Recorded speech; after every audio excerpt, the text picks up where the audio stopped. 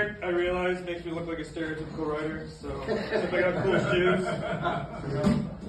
Some stereotypical writers are very boring. I don't know. Last time I was here, I did a short story called Cock and Bull's Story. It was all about the Greeks, wasn't it? It was all about idioms and the different idioms and how all the idioms become reality. I was going to put it in different parts, but I realized this is our last night together until the fall, so I'm going to kill the rest of the story. So bear with me. In the beginning of the story, it's raining cats and dogs, literally, and a house burns down, and so this is the reaction to that. So, does Dad know where we are? Asked my mother. Probably. He'll soon be here like a drop of a hat, said my mother. My mother took off her black beret and accidentally dropped it on the floor.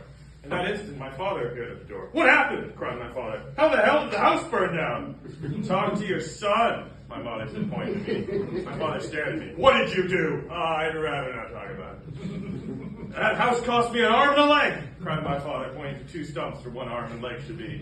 I'd always wondered how he moved or did anything with one arm and one leg. I'm sorry, Dad. My father muttered something about how stupid I was under his breath. The next house we bought could cost me my other arm and leg, and then how will I get around? I'll make sure that doesn't happen. Yeah, right. Dad, you just need to have faith in me. You burned down the house! How am I supposed to have faith in you? He was right. I couldn't really argue with that statement. Well, get in the car. We're going shopping for a new house. How did you get here, by the way? I asked his Uncle Bob when I got into the back seat while Mother and Father sat in the front. I hopped! Long way to hop, dude. I'm a fast hopper! As we were driving, I spotted a lot of houses that looked livable. I tried to get my parents' attention many times on which house we should drive to. Turn right. Now turn left. Just keep going straight. It's almost there. No, you're driving the wrong way. Can't you see the house? Stop backseat driving, cried my mother, who was in the driver's seat.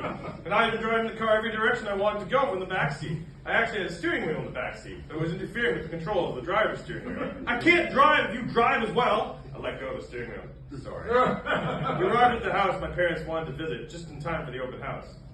The woman smiled at us charmingly and showed us around. She was the previous owner. But I wasn't really paying attention as she talked about every room and how great the house was. She showed us the kitchen last. Before she finished her speech and how marvelous the kitchen was, someone accidentally knocked over a glass vase and ran away quickly. Soon the woman's husband stormed in and saw the broken vase. Suddenly the woman saw a juicy red apple. It was hanging on a branch on her apple tree in her backyard. She quickly climbed the tree to pick it. Her husband soon followed her and cried, "My wife! How dare you break my beautiful vase!" He looked at her up at the tree as she ate her apple calmly and began barking. "My dear husband," she said over the loud barks, "you're barking up the wrong tree! The man looking for us in the tree beside me!" Her husband growled and grabbed the fully grown man who was hiding in the trees beside her. He stared at him and cried, "Clean up that mess you made!" The skinny man obeyed and ran back into the house. "I'm sorry, my little pumpkin," the husband said to his wife. As he brought his wife down from the tree, the pumpkin smiled. I must have never known we were listening to a pumpkin as the man cradled the vegetable in his arms. The family followed the husband back into the kitchen. "Very sorry about that," said the pumpkin. The husband placed the pumpkin on the counter so we could all see her, and was about to leave until he noticed the skinny man trying to clean up the mess he made. He swept up the mess into a dustpan and threw it into the garbage.